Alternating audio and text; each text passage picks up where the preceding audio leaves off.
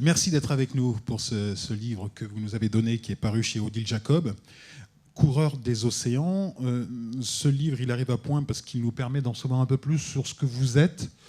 Vous qui avez gagné 2 Vendée Globe, en 2001 et 2009, vainqueur de la Transat anglaise, de la course du Figaro, de la route du Rhum aussi. Vous êtes un sportif accompli.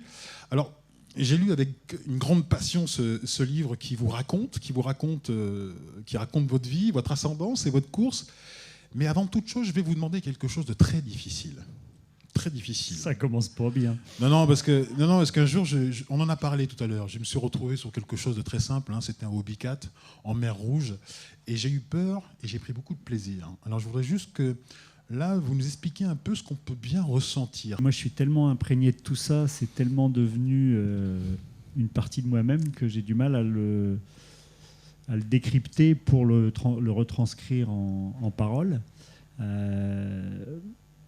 Pour moi, la mer, c'est un terrain de jeu. Alors, il y a des gens qui me regardent de travers en me disant « mais celui-ci, il est complètement fou ».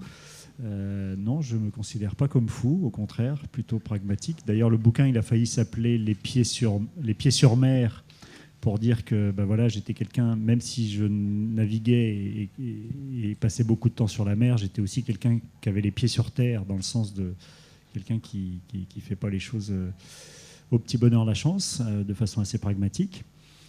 Et du coup, voilà, c'est toute ma vie aujourd'hui que d'aller sur l'eau, c'est toute ma vie aujourd'hui que de faire de la voile. Ça m'arrive de temps en temps de prendre des bateaux à moteur, mais c'est pas ma tasse de thé. C'est d'ailleurs une bonne occasion d'avoir le mal de mer aussi, ça m'arrive. Ça vous arrive ? Oui, bien sûr, même à la voile aussi. Oui. Je ne suis pas atteint, je ne suis pas complètement anéanti, mais ça m'arrive d'avoir le mal de mer. Vous êtes quelqu'un de plutôt volontaire, et ça, on s'en rend compte à la lecture de cet ouvrage. Moi, j'ai relevé des choses qui sont très intéressantes et qui vous caractérisent. Il s'agit notamment du départ de ce Vendée Globe. Parce qu'il vous arrive quand même une catastrophe. Vous êtes obligé de faire demi-tour, c'est ça ? Le demi-tour, c'est symptomatique de ce qu'il ne faut pas faire, parce que forcément, quand on fait une course à la voile, il vaut mieux aller vers l'avant que faire demi-tour.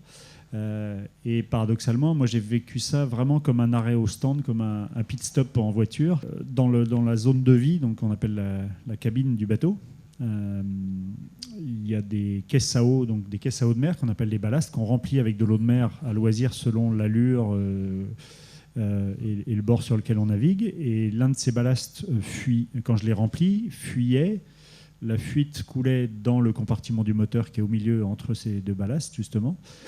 Et l'eau de mer étant conductrice, à force que le bateau soit secoué dans tous les sens, puisqu'il y avait quand même pas mal de mer à ce moment-là dans le golfe de Gascogne, quelques heures après le départ, cette eau de mer s'est projetée un peu partout sur le moteur, notamment sur le circuit électrique du moteur. Et comme l'eau de mer est salée et conductrice, le circuit électrique n'a pas aimé et ça a fini par cramer. Et donc, j'avais déjà vécu des problèmes de moteur il y a 8 ans. Et je me dis non, c'est pas vrai, ça recommence. Sauf que là, ça recommence tout de suite, 24 heures, même pas 24 heures, 20 heures après le départ.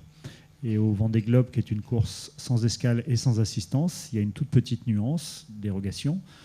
C'est qu'on peut revenir, on a le droit de revenir au Sable d'Olonne et nulle part ailleurs, et seulement pendant 10 jours après le départ. Et forcément, plus on continue d'avancer et plus on retarde la décision de faire demi-tour, plus on va mettre du temps à revenir et plus on va perdre du temps au global. Donc tout de suite, j'ai décidé de faire demi-tour et de ramener le bateau au port et qu'on puisse réparer et repartir dans des conditions d'efficacité. Il faut savoir que le moteur, vous allez me dire, un moteur, ça ne sert à rien pour un bateau à voile. Si, c'est notre groupe électrogène. C'est lui qui fabrique l'électricité pour le pilote automatique, pour les moyens de communication, pour le GPS, pour tous les équipements qu'on a à bord. Donc c'est quand même assez indispensable aujourd'hui. On pourrait imaginer de faire des bateaux sans électricité, mais ce serait revenir à la technologie de nos grands-pères. Et c'est de mon point de vue, plus l'objectif, c'est un peu dommage. Ce serait un petit peu dommage de retourner là. Donc le moteur est vraiment indispensable, surtout dans une course en solitaire où sans pilote automatique, on n'a pas de système de barre automatique. Et en solitaire, on ne peut pas être 24 heures sur 24 à la barre, a fortiori pendant 3 mois. Moi, j'étais parti faire ce 2e Vendée Globe avec une très forte motivation et j'étais parti chercher une bagarre contre les concurrents. Il se trouve que ça peut paraître prétentieux, mais ce sont des faits, c'est pas c'est pas juste une vue de l'esprit.